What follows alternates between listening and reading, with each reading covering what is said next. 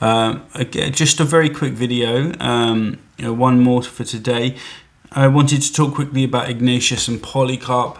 Neither of these individuals get mentioned until Irenaeus comes along. That's in every account pre-180. So let's just go through this list here. So Paul, even if you want to say straddles the 2nd century, never mentions anything in of Ignatius or Polycarp. Clement of Rome, of course, Didache, and remember Clement of Rome is seated within Polycarp's lifetime, and Ignatius's, I think, as well. The Didache, of course, the Gospel, the Epistle of Barnabas, Hermas and Papias. No mention of Polycarp at all. Justin Martyr, though contemporary with the time of Polycarp, is said to have lived. Of course, they both straddle this period in Rome where they would have lived on top of each other. No interest whatsoever in each other. Justin does not report at all on Polycarp. Irenaeus of Lyon, 180, is where we get this reverence here for Polycarp, as his teacher recounts his teachings and recalls seeing him in Smyrna when he was a child. Quoted by Eusabius, yet he says nothing about Polycarp's martyrdom. So Irenaeus is not aware of his martyrdom.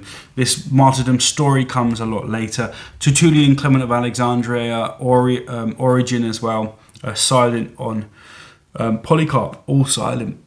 That's very strange. Weird. Eusabius' testimony. I don't want to make this a long video. I just thought it was quite interesting just to name that and just to say it.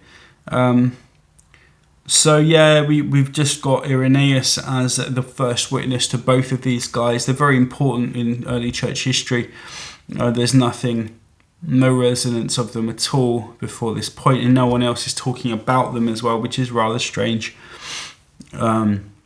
The martyrdom stories of both Ignatius and Polycarp are just, I've been through this before in other videos, are just kind of fanciful and farcical, fan fiction, mythology, not real. Polycarp being burnt alive at the stake, but then being radiant and not burning, and obviously Ignatius, his being fighting with lions and stuff like this. It's just not really a thing.